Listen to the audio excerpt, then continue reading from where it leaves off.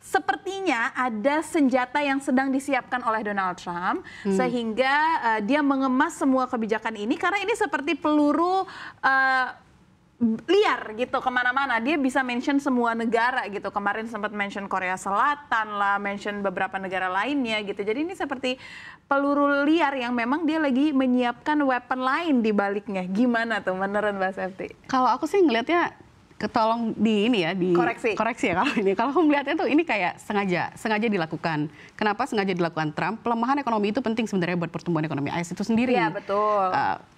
Dengan ini dia bisa menarik investor, dengan ini dia menggenjot ekspor, itu juga bisa kan dilakukan dengan pelemahan yang terjadi gitu loh. Jadi sepertinya sih memang seperti itu, tapi memang kan reaksi di Wall Street kan memang agak gonjang-ganjingnya gimana gitu kan. Karena itu dia kan mengeluarkan narasi-narasi seperti ini adalah transisi dan segala macam. Kan pedagang juga kan sebenarnya. Pedagang, iya. Nah maksudnya aku gini, maksudnya transisi itu apa sih? Kenapa dia selalu mention itu? Kita tuh masih berada di masa-masa transisi dan masih membutuhkan waktu gitu loh. Seolah-olah ini tuh ya udah kita we are actually fine kok sebenarnya gitu. Apa sih sinyal apa sih yang lagi dikirimkan? Kalau aku ngeliatnya ini berarti nggak berlangsung lama ya nggak sih Mas Ai?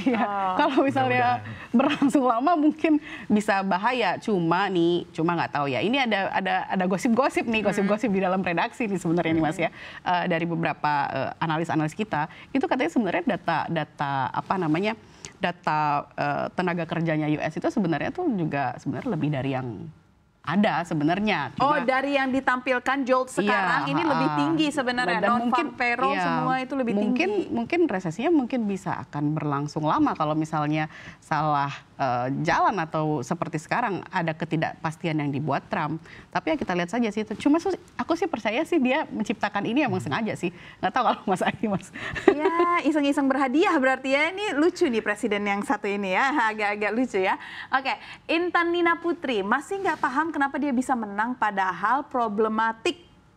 Padahal problematik. Iya nggak sih Mas Ai? Maksudnya gini, kalau ngomongin problematik, ya nggak ada orang yang sempurna gitu ya.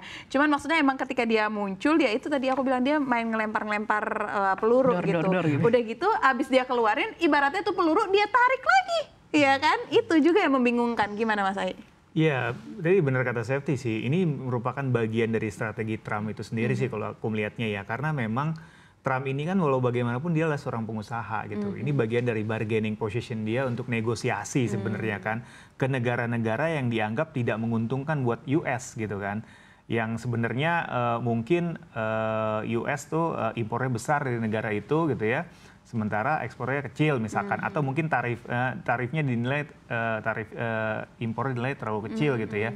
Makanya ini bagian dari strateginya Trump untuk negosiasi supaya ya ekonominya Amerika Serikat tuh menjadi lebih baik gitu kan. Nah tapi kan memang karena tarik ulur ini dari sisi investor itu kan menimbulkan kekhawatiran gitu kan.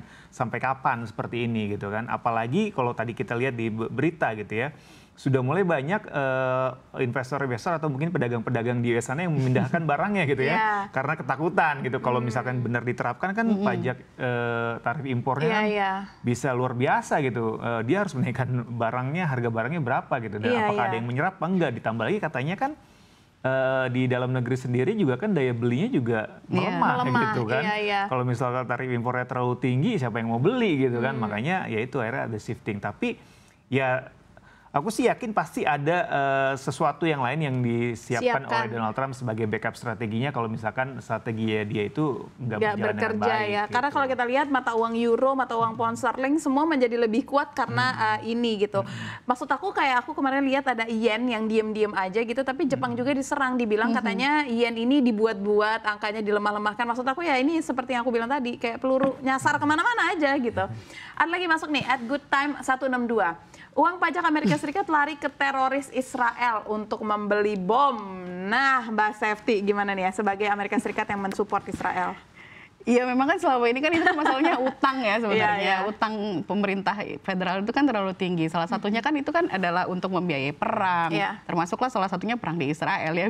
Memang ujung-ujungnya begitu sih kenapa defisit perdagangannya harus dibenerin, ekspornya harus dinaikin dibanding impornya memang karena itu. Karena memang butuh uang banyak. Kenapa harus ada efisiensi juga karena butuh money ujung-ujungnya gitu kan ya. Jadi memang ya cara pedagang lah ya gitu ya. Cara pedagang. Dan yang lucu adalah komen yang satu ini. @Devi_Stephen. Mirip Konoha. Aduh, disamain nih sama Konoha. Itu negara mana? Konoha negara mana ya? Gimana nih Mas Ai, kalau pandangan Mas Ai? Kalau dibilang mirip sih kayaknya enggak ya, beda lah gitu. Beda lah Kondisinya ya. beda, situasinya beda gitu kan. Dan gaya kepemimpinannya juga beda sebenarnya gitu. Nah, nggak tahu nih ini Konoha yang mana gitu ya. Iya Tapi enggak, kita oke kalau misalkan kita ganti deh Konohanya dengan kalau misalkan mirip Indonesia ya menurut saya juga enggak ya. Enggak, Indonesia iya, tuh beda. masuk pemerintahan baru langsung diobrak-abrik dalam negeri, nggak nyenggol mana-mana gitu. Mungkin kan. Konohanya Argentina. Oh, Secara kan Argentina. Javier Milei kan adalah Iya. ini apa namanya kenapa Trump melakukan efisiensi dan segala macam mungkin kan mengarahnya dari dapat inspirasi dari Javier Milei gitu. Iya, iya. Iya, karena kan permasalahan di setiap negara pasti beda-beda. Beda-beda.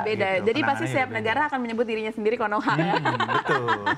Mas Ai, oke, Ya. dengan kondisi seperti ini apa yang bisa dilakukan oleh pelaku pasar dalam negeri nih paling tidak?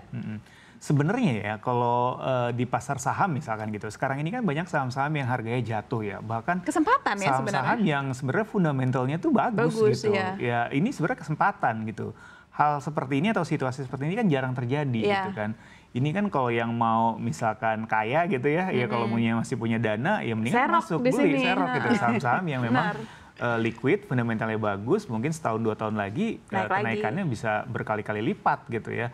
Karena ini jarang terjadi loh, kayak saham-saham bank big caps gitu ya. Itu untuk turun tuh jarang banget. Biasanya dari tahun ke tahun naik gitu. Naik, Dividennya gede gitu kan. Sekarang harganya tuh udah kayak 10 tahun terakhir yang lalu gitu. Dan itu kan suatu harga yang menarik gitu.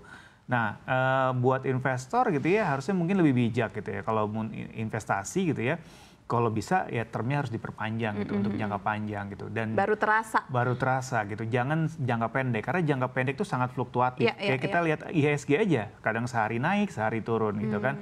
Dan penurunan dan kenaikannya itu luar biasa tinggi spreadnya. Kayak hari ini hampir 2% naik gitu kan.